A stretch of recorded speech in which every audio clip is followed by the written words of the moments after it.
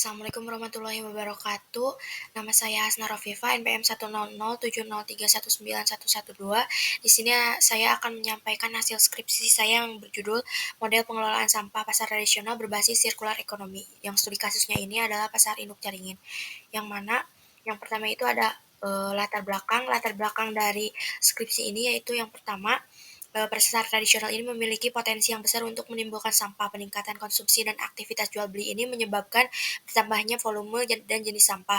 Terus berdasarkan data ERA Kota Bandung 2015 bahwa Kecamatan Babakan Ciparai Kota Bandung ini memiliki nilai indeks sanitasi persampahan tertinggi, ya, dengan status berisiko sangat tinggi. Kemudian TPS di Pasar Induk Caringin ini tidak berjalan sesuai dengan upaya pemerintah karena sistem pengambilan pengumpulan sampah tidak teratur, serta tidak adanya kesadaran terhadap kebersihan lingkungan. Kemudian permasalahan persampahan ini dapat menimbulkan permasalahan lingkungan baru, yang mana Pasar Induk Caringin ini telah menimbulkan polusi udara dan berdampak pada kesehatan masyarakat, serta banjir lingkungan pasar sering terjadi ketika musim hujan. Maka dari itu perlu adanya pengelolaan sampah berbasis sirkular ekonomi. Kemudian rumusan masalah dari skripsi ini adalah bagaimana merumuskan model pengelolaan sampah yang tepat berbasis konsep sirkular ekonomi pada studi kasus Pasar Induk Caringin.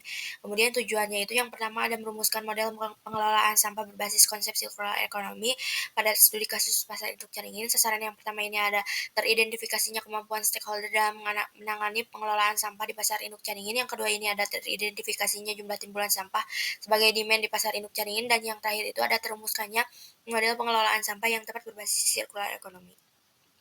Kemudian ruang lingkup wilayah ini adalah di Pasar Induk Caringin.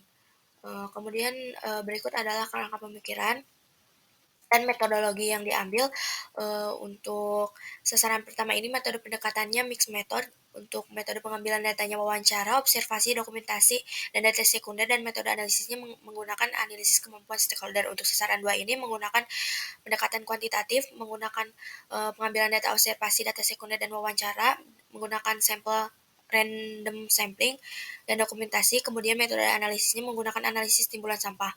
Dan sasaran yang ketiga ini menggunakan pendekatan kuantitatif dan kualitatif. Untuk pengambilan datanya yaitu wawancara, observasi, dokumentasi, dan data sekunder. Untuk metode analisisnya menggunakan analisis skenario model pengelolaan sampah. Untuk Pasar Induk Caringin ini memiliki luas kurang lebih 12 hektar dengan total jumlah bangunannya itu 1633. Kemudian ini master plan Pasar Induk Caringin terdiri dari los yang ada di sana.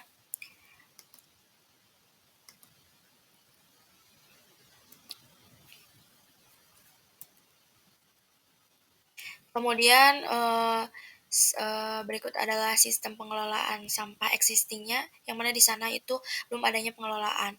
Dan pengangkutan sampah di sana dilakukan 10 kali sehari ke TPA menggunakan 10 truk fuso dengan volume per satu mobilnya itu sekitar 96 meter kubik. Kemudian analisis kemampuan stakeholder, yang mana stakeholder yang paling mampu untuk melakukan pengelolaan sampah di Pasar Induk Caringin yaitu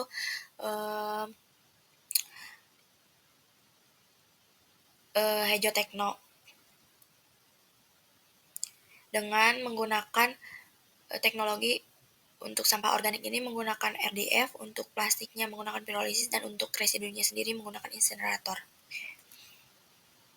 Kemudian analisis timbulan jenis sampah, yang mana di sana itu total organiknya sendiri yaitu 71,28 ton per hari, serta total sampah plastiknya sendiri 1,3 ton per hari.